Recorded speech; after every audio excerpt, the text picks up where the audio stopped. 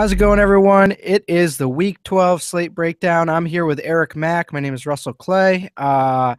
We are here to, review the Sunday and Monday slate of games after a wild and crazy Thursday night. And I don't mean the football. I mean how much food and pie I ate. How's it going, Eric? I'm doing pretty good. I think I would have rather won more money than I did on Thanksgiving Day, but you know what? There's always Sunday and Monday, and let's get her done. For the first time in probably many holidays, I didn't play any DFS, and I'll tell you what, refreshing every once in a while to take a day off. I enjoyed you did not my lose. day. So I didn't lose. I didn't lose. I didn't have any sweats to break even at the end of the night like normal, and things were good. I think of all the money I put in play, I won one lineup for $1.39, which was far less than the actual buy-in. So I was like, you know what? I probably should have went with some of the chalk. The chalk was good on Thursday night. Hopefully, my chalk for Sunday get you set up. Evan Silva tweeted out, he wrote 9,370 words and he won $3. And he's like, but at least people are reading my work. So I think that's kind of the process here. Getting into Sunday, Jaguars versus Bills kicking it off at 1. I've been trying to get excited about this Jags team even since I knew Blake Bortles wasn't playing well. You tried to get me off him last week, which would have been a good move. But, not going to be looking good for them against the Bills, in my opinion. Yeah, so the Bills are a heavy favorite, something that we're unaccustomed to seeing. The issue we have is what's the health of LaShawn McCoy? I know it's just a thumb issue, but if he's active, you got to throw him in there. Their offense begins and ends with him. And with the premium backs off the board from Thanksgiving Day, Le'Veon Bell and Zeke Elliott and even Rob Kelly off the board, LaShawn McCoy should be a high exposure play in cash games. He should get his 100-plus yards and probably multiple touchdowns. If he doesn't play, obviously you got to put Gillis Lee in there. I'm not in love with the Bills' passing game. All of their receivers and tight end Clay are banged up, so I'm wary of all of it. The interesting thing is the potential return from the IR from Sammy Watkins. That's exciting, but it's also uncertain. So fade the Bills passing game, Tyrod Taylor, load up on LaShawn McCoy or maybe Gillis Lee. And then on the Jag side, I think there's one hope of a good play here, and if TJ Yeldon is out with his ankle issue, giving Chris Ivory a full go against the Bills defense that's actually given up 10 rushing TDs in 10 games. Run or pass, whatever the score is, you figure with Yeldon out, Ivory should be high volume. I'm going to fade all the passing game options against the Bills. The secondary is a lot better than they looked early in the season. Blake Bortles remains a huge bargain, but I can't trust him for anything more than 250 and 2. There's too many quarterbacks on the board you can go over that with. So Allen Robinson's a tough play. Marquise Lee is one best avoided.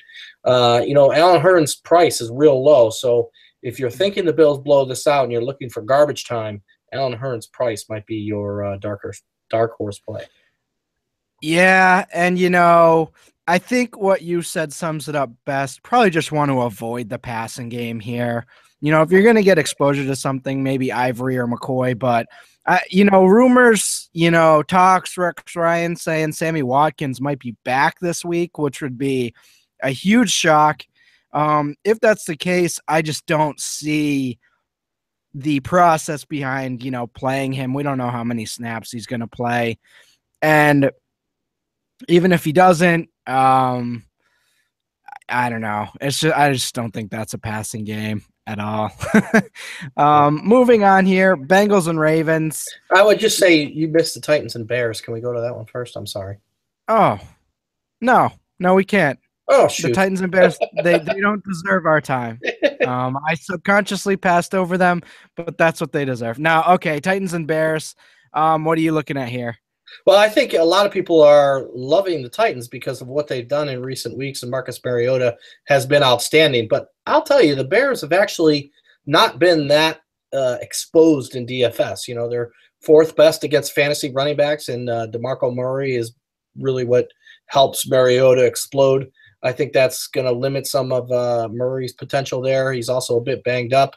The Bears are also in the top half against fantasy quarterbacks, so Marcus Mariota's increased price maybe not as exciting. They're top 10 against fantasy tight ends, so maybe this is not a week to play Delaney Walker. I think the weakest link for the Bears is probably the secondary, and against the receivers, they are third worst against those. So Rashard Matthews, Tajay Sharp, they're hot if you want to throw one of those in there. I still love the price of Kendall Wright, even though he keeps letting me down in my lineups. I'm just not in love with either side of this because I just don't think this will be one of those shootout games the Titans have played in recent weeks. And from the Bears' run game side, Langford vultured a touchdown from Jordan Howard last week. So that kind of mitigates the plays of either of those backs. And Dick LeBeau's defense has been pretty good up until this last stretch. I just don't see the Bears putting up much of a fight, except for maybe slowing down the Titans more than they're accustomed.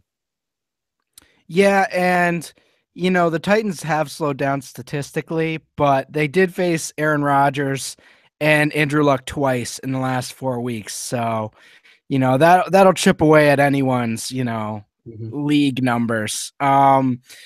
In terms of this matchup, I guess the question is, what do you think of the Titans defense this week against Matt Barkley and the corpse of the Bears offense? Yeah, the Titans are going to be a popular play. They can get they got Dick LeBeau's blitzing defense. So, even if Cutler is out and Barkley starts, you should expect them to be aggressive against the quarterback. But I also think that means the Bears are going to be playing a bit more cautious and, hunkering down and playing run. Particularly at home where you might assume they play better. I think if you're looking for anything on the Bears, it's probably with Alshon Jeffrey out and suspended and Zach Miller now out for the season. Cameron Meredith might be the best value because he can get 10 targets, 80 yards, and a potential touchdown. Certainly. Well, now that we gave them their due time, we can move on. Bengals and Ravens. It's unfortunate for the Bengals, but losing Gio Bernard and AJ Green going to be a thing that really hurts them long term offensively. We've seen Andy Dalton without his security blanket and AJ Green, and it's usually not pretty. What's your take on this game, though? Speaking of not pretty, this one is probably not going to be pretty for daily fantasy options. The Ravens are the number 2 defense in football. The one thing that the loss of A.J. Green and Giovanni Bernard does is it puts volume on Jeremy Hill as a feature back and maybe even a passing game receiving back. And it puts volume on Tyler Eifert as their best downfield target. So Hill and Eifert are viable plays. It's just you can't really love it against this defense. You got to ignore Andy Dalton. I know there's going to be some love for Tyler Boyd and Brandon LaFell, but again, the Ravens have played much better against the pass. They're very good against the run. I might sneak a Jeremy Hill value in there just because I think he can go 80 yards and a touchdown, and maybe Tyler Eifert can too. But in general, I'm fading this game. I don't love either of the Ravens running backs. A lot of people are liking Kenneth Dixon taking more time from Terrence West. I'm not sold on how that situation might unfold in a given week. In the passing game, it's probably Steve Smith, Dennis Pitta. They're always pretty safe for volume. I don't love it all. If I like anything in this game, I probably like Justin Tucker for a bunch of field goals and maybe the Ravens defense playing against the banged up Bengals. Yeah, now that you mention it, this does scream Justin Tucker 5 field goal, like 15 to 10 game or something weird like that. It'll be really interesting. Andy Dalton's a few years older now, seemingly has become a fairly competent quarterback. Maybe he does better this time around without AJ Green. I just know it was ugly the last time, Cardinals and Falcons next. Two teams that kind of going in different directions this year. Obviously, Cardinals offensive line not really holding up for Carson Palmer this year. What are you looking at this matchup, and can the Cardinals stay with the Falcons here? Well, I think the Cardinals could score points with anyone, particularly when you consider that their defense is pretty good. I think they're still ranked number one in the NFL. One thing about that offensive line, it hasn't done much damage for David Johnson playing against the Falcons, who are sixth worst against fantasy running backs. It should be a big week for Johnson again with Ezekiel Elliott and Le'Veon Bell off the board. You got to love the play of Johnson. And then Palmer, he looks intriguing against the Falcons. Dead last against fantasy quarterbacks. He can throw to Johnson. He's given Jermaine Gresham more value at a bargain price. And then you can throw any of the receivers in there, Larry Fitzgerald, J.J. Nelson, John Brown. I know Nelson and Brown are coming off bad games, but this Falcons secondary has given up a lot of points. And when you look at what the Falcons can do to the Cardinals defense, which they haven't really been ripped at all this year, if there's any team that can do it, it would be the Falcons downfield with Matt Ryan and Julio Jones. And then obviously the backs. The backs are confusing to me because Tevin Coleman returns. It takes a chunk out of Devonta Freeman. So not only are the Cardinals tough on fantasy running backs, number one against them, but Tevin Coleman is going to be taking some value.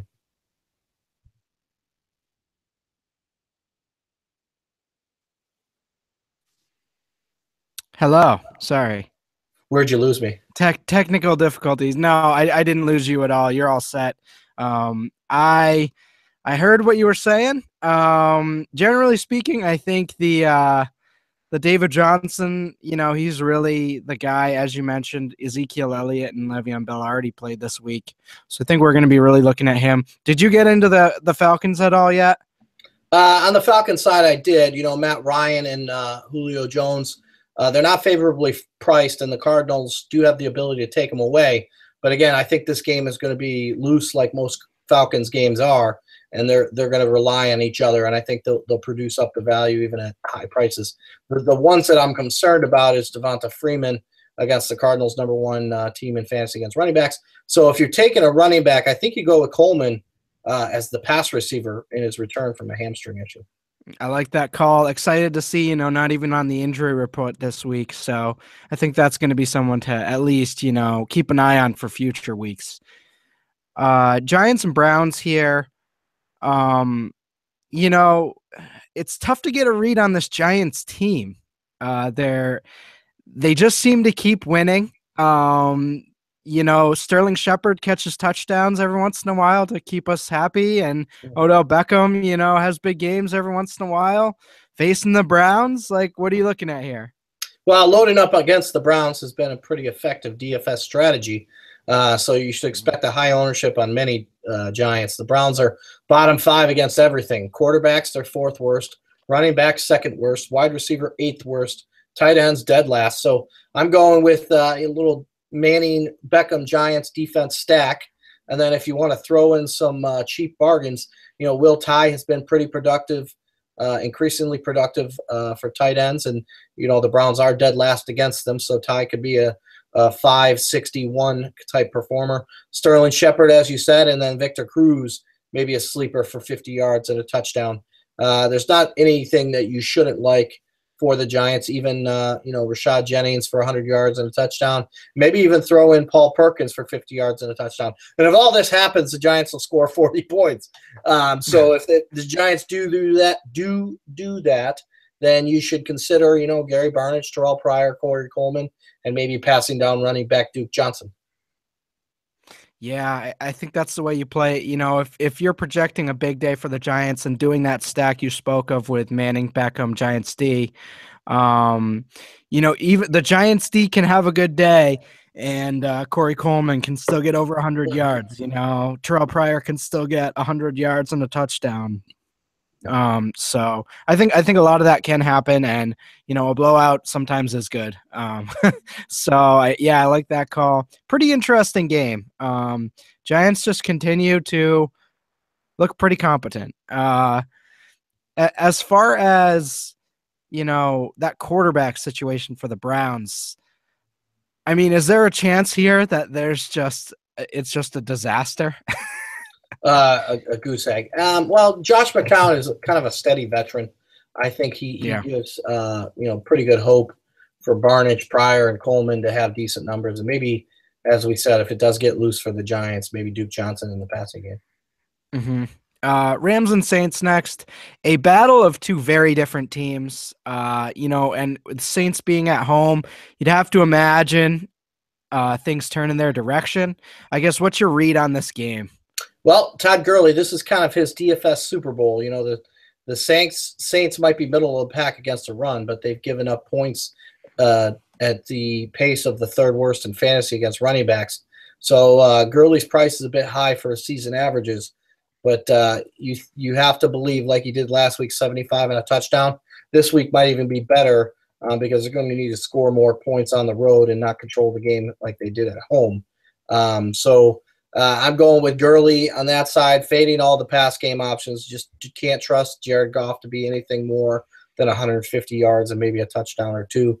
The Saints generally blow it out at home and are great options, but that Rams defense has played pretty well, and they've held teams to some pretty low numbers. I still think Drew Brees does his 303, and you stack him with Brandon Cooks, who's got 5 touchdowns in 5 home games. The wide receiver is the only position in fantasy that the Rams are not top 10 against. So Brees and Cooks are a solid play. The running back situation, I'm leaning more toward Hightower now than I have been with Ingram. He's kind of banged up with the concussion. Hightower looked pretty good in that Thursday night game against the Panthers. So there's some hope there. I just don't think this will be a great game for the backs against the Rams defensive front, which is pretty good. So maybe limit some of your high-end hopes for the Saints when they're at home because they're playing the quality of the Rams defense, but still go with Brees, Cooks, and Gurley, the main guys.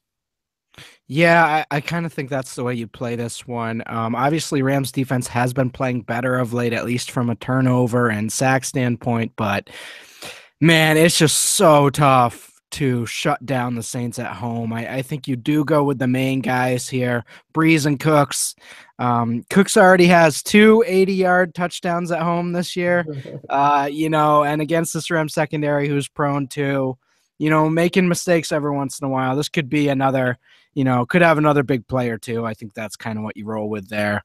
Mark Ingram, Tim Hightower, are you interested in them at all this week? Well, I'm looking more toward Hightower because what he did when Ingram went down against the Panthers. And again, I'm not playing either because of the Rams defensive front, but if I'm going with one of them, it would be Hightower. I don't think it's going to be a great week for either. Yeah. 49ers and Dolphins next. The resurgent Colin Kaepernick, in fantasy circles at least, his team keeps losing, but he's actually putting up decent scores every week, tossing the Vance McDonald, Carlos Hyde getting involved against this Dolphins team that's obviously been playing much better of late. What are you looking at here? I think it's a 100-yard and a touchdown plus game for Hyde, who really carries this offense, and the Dolphins have been third worst against the run. Even though they don't give up a lot of touchdowns, Hyde is the thing that makes this offense go, and Vance McDonald has a good price and some increased production with Kaepernick under center. The best play of this game is Jay Ajayi, who he's cooled off in his past 2 games, but you should tally him up for 150 and 2 against the worst run defense in football. They're dead last against fantasy running backs. It's kind of a dream matchup for Ajayi. And if you don't afford the price of David Johnson of the Cardinals, then you have to slot Ajayi in this one. If you want a long shot play, even because of the quality of the matchup, maybe you even go with backup Damian Williams for 50 yards and a touchdown. The passing game, meanwhile, shouldn't be relied on heavily. Jarvis Landry's kind of been so-so. Kenny Stills is banged up like Landry is. Landry has a shoulder issue. Stills has a calf. So if you're looking for a wide receiver, Devontae Parker, he's emerged productive of late. He caught a clutch fourth-quarter touchdown in San Diego. So maybe I go with Parker. I'm not really excited about Tannehill. I guess in a 2-quarterback season-long league, it might be a play, but for me, not a DFS option. Defensively, maybe you go with the Dolphins defense, which I've said it a number of times this year that the Dolphins can get after the quarterback and make things difficult on them, and it hasn't really rung true, particularly at home. But you know what? Load up on the 49ers. The Dolphins are hot, and they're at home, and they're facing a very good matchup. I think you mentioned an interesting point from a roster construction perspective. If you're not using David Johnson, you probably have to get Jay Ajayi in there. I mean, I think you have to roster one of them. Uh, these teams just run for 150 yards against the 49ers every Yeah. week, at least. And, we've seen Jay Ajayi already run for 200 yards twice this year against better run Ds. So if you're not using David Johnson, I think you should really look to make Ajayi part of your lineup construction. Use both. Fine with me. Yeah. It'll Um, make for some sketchy receivers, but you know what? This has kind yeah. of been the year to find value at receivers. It's been the year Mhm. of the elite productive running back and the lower end receivers. Certainly. Is Colin Kaepernick in your range this week, or are you avoiding him? Yeah, I'm avoiding him. Not that I like the Dolphins defense, but generally I play Kaepernick because the 49ers will get Mhm. completely blown out. Kaepernick can throw up garbage time. I'm not that confident that the Dolphins can blow them out. Sure, they'll run the ball for 150, 200 yards, but they're not going to score points quickly and make it kind of a Kaepernick game. And I think the volume is still going to be on Hyde and Vance McDonald. I like it. Next one here, Chargers and Texans. Um, I, the Chargers always seem to make things fun, regardless of who they're playing or what's going on or how many guys are on IR. Phillip Rivers just seems to, somehow maneuver his team down the field. Yeah. Do you see that happening this week, or maybe are the Texans going to shut him down? I think this game to me is intriguing for DFS because it's going to be competitive throughout. I don't see the Texans controlling it. I don't see the the Chargers controlling it. So I think both sides will stay competitive and push the number high, and both sides are going to be relying on the running backs. Melvin Gordon has been a touchdown machine, but he's also a heavily used pass receiver. And with the quality of the Texans pass defense, they still are number 3 in the NFL against the pass. I think it's going to be pass volume on Gordon from Rivers, who loves to use his running backs anyway. And, both sides, I think the running backs are good. Lamar Miller against the Chargers team that has been in the bottom 5 to 10 against fantasy running backs. They're not bad against the run, but they give up a lot of points to fantasy running backs. And both sides, I'm looking at a pretty competitive game and heavy volume on Melvin Gordon and Lamar Miller. So I guess I'll ask you a question. Pretty much everyone is wondering right now, what do we do with DeAndre Hopkins? This might be actually the week to play him. Last week, Yeah. Monday night, he lost that touchdown where they said he stepped out of bounds, and it kind of robbed him of a long touchdown. But the Chargers, they've been 6th worst against the pass. I think he's just due for 120-2. I don't love, obviously, Brock Osweiler, but against the Chargers secondary, maybe this is a time that Hopkins does go off, particularly when I'm looking at the volume of Melvin Gordon and Lamar Miller and the competitiveness of the game. I think that opens things up for DeAndre Hopkins to make good. And his price has come down nicely. So he's in that bargain range. CJ Fedorowicz is going to be popular too. I just don't like him as much as Hopkins, Gordon, and Miller. Yeah, I agree. I do like Fedorowicz long term. I think he's a nice talent. I think they're really developing him this year, but there's no reason he should be getting more targets per game than Hopkins. And Osweiler's, he's got to figure this out at some point because Hopkins going to just start tackling him, throw me the ball. Seahawks and Buccaneers. Russell Wilson is on fire right now. Looks like he's healthy for the first time this year. Against this Buccaneers team that, they're obviously the Winston and Mike Evans combination is great, but the rest of the team hasn't looked that Not great. this matchup. I don't like Yeah. Winston or Evans. Ordinarily, Evans, because of volume, would be a strong play, but the Seahawks can choose to take him away with the Legion of Boom and force someone else to beat them, which I think they will try to do and will be successful at. I think if there's anything you like on this side, it's all Seahawks all the time, starting with Russell Wilson against the 5th worst team in fantasy against quarterbacks, 4th worst against fantasy receivers. So if you you like Wilson, you should like his targets. Doug Baldwin's been hot. Jimmy Graham has had his moments. I even think Tyler Lockett and Jermaine Kearse have value coming to them in the running game. CJ Precise is out with the shoulder issue. That puts a lot on Thomas Rawls. I know the Bucks aren't bad against the run, but they are bottom 10 against fantasy running backs, and Rawls will impact the short passing game with Precise out. So Rawls, Wilson, Baldwin, Graham, it all sounds good. The Seahawks defense, that sounds good. The Bucks have been, one of the more error-prone teams. And with all that said, you can be like, all right, well, the Seahawks blow them out. The Bucks get garbage time. I don't even like the garbage time numbers. Doug Martin, Mike Evans, I'm fading all of it. Yeah, I think that might be the move. Seahawks really starting to get it going. And this isn't a defense where, like you mentioned, even if they're in prevent, it's not necessarily automatic touchdowns. So could be a tough week for the Buccaneers for sure. Panthers and Raiders, Panthers just decimated by injuries this year, unfortunately. Without Luke Kuechly, as you mentioned here, with a concussion. Think the Raiders keep it rolling here? Well, I think this game is going to be intriguing. Cam Newton's price has come down. It's at a welcoming range now. He's among the many, and I think this game can be a shootout with the Raiders going against a Panthers defense that has been at times shredded, improved of late, but now they've lost Kuechly, so I think the Raiders can score points. I think Newton's can score points. I think Newton, Jonathan Stewart, Calvin Benjamin, Greg Olsen, the primary guys. The Raiders are 9th worst against fantasy running backs, 8th worst against fantasy tight ends, so that makes Stewart and Olsen solid opportunities for touchdowns. Newton makes it all go. Put him in there.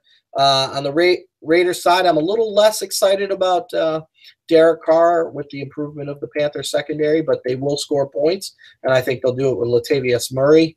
Murray will be running against the defense, obviously, that won't have Kuechly making all the tackles. Downfield, Amari Cooper has been hot. Michael Crabtree's a bit banged up, so you can like Cooper. I think this game will produce a lot of DFS fireworks, so I think it's a good one to jump in on. Agreed. Yeah, this seems to be the one that you want to stack if you're going that direction. Obviously, you're looking at Carr and Cooper as a really tremendous option. I didn't even know about that Crabtree ankle, but if that's true, he's certainly been slowed down the last few weeks. Certainly better for an efficient stack and more targets going in Cooper's way. As far as, correlation plays in this game, if you're playing Carr and Cooper, maybe you want to throw in Benjamin or an Olsen if you think this game's going to get, as you say, loose. Yep. Great against the run, as you mentioned, to running backs. Could be a good thing for Cam Newton as well. I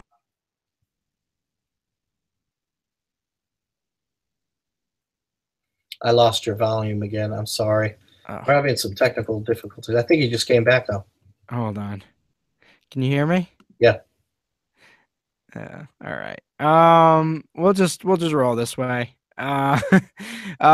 So as far as this next game here, Patriots and Jets, are you looking for the Patriots steamroll here?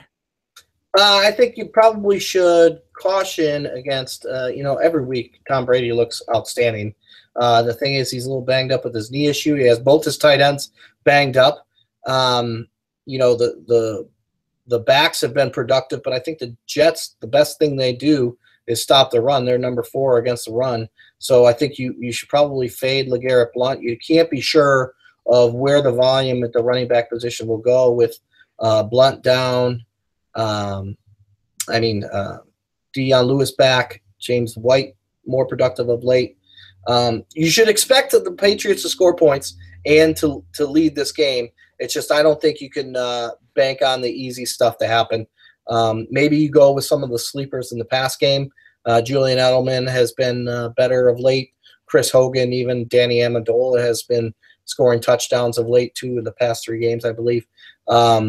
And with Gronk and Bennett both potentially out, you can like some of those sleepers more than the favorite stuff in this one. Yeah, I like the trio of receivers you mentioned. If Chris Hogan plays, that's certainly someone I'm willing to take a look at. Edelman, without those tight ends, he's probably going to be the guy that gets a ton of volume. So I do like that quite a bit.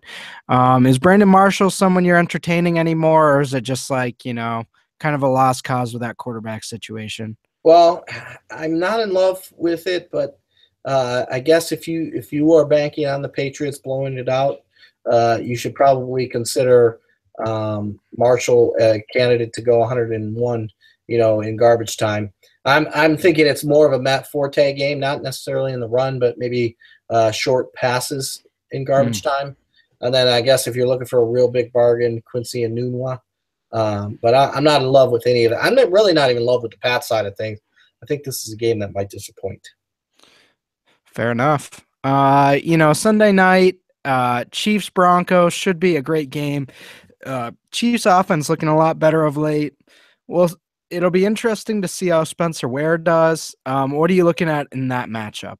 Well, I hate both passing games against these two defenses. Both defenses are pretty good. So I think that the plays here are Spencer Ware against the Broncos defense that's fourth worst against the run, seventh worst against fantasy running backs. A lot's going to be on Ware, both run and pass. And then the Broncos, because they're number two against the pass, you got to avoid them downfield, so a lot of volume on Ware. I'm not playing Kelsey against a top 10 team against fantasy tight ends. The Broncos side, I think it's equally running back heavy. So Devontae Booker might be the best of the limited Broncos plays.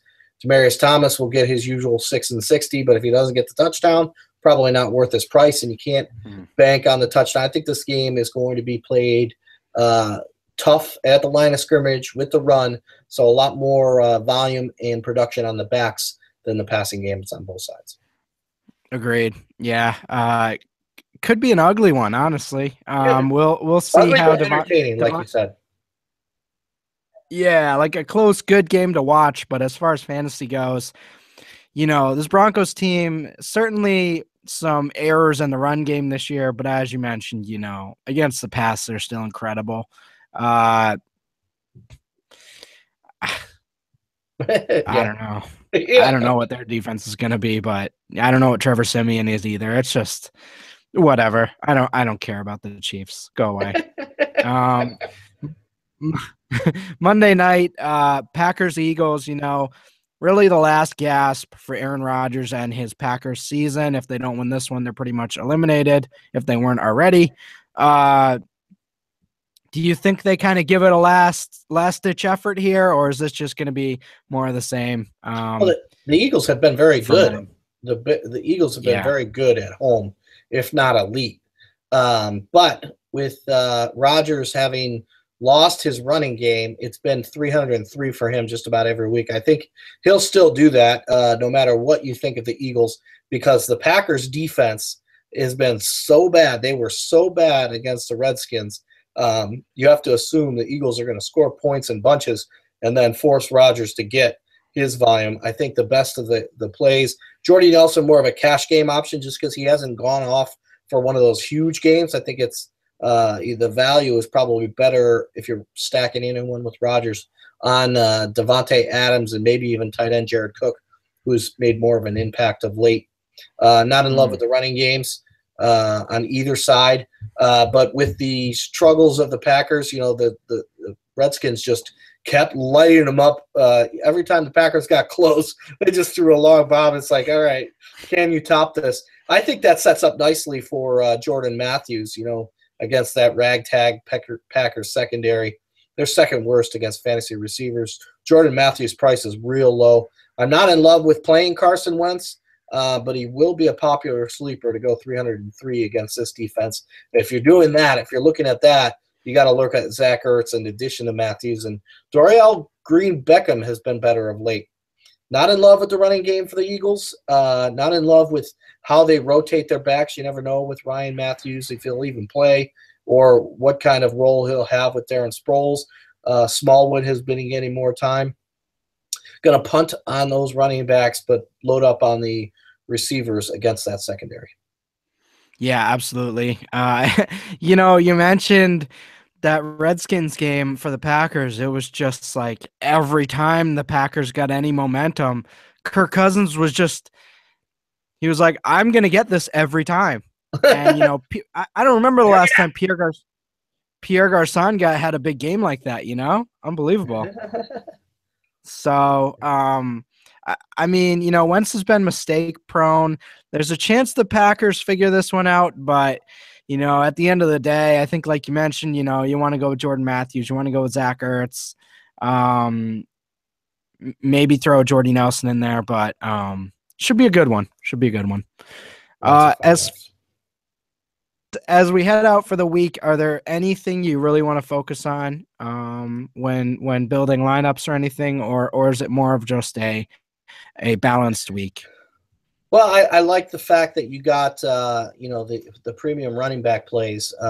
David Johnson, Jay Ajayi. I think what we saw yesterday, if you played in those Thursday Thanksgiving games, Le'Veon Bell and Ezekiel Elliott, and figured out your roster from there, you probably had a pretty good day.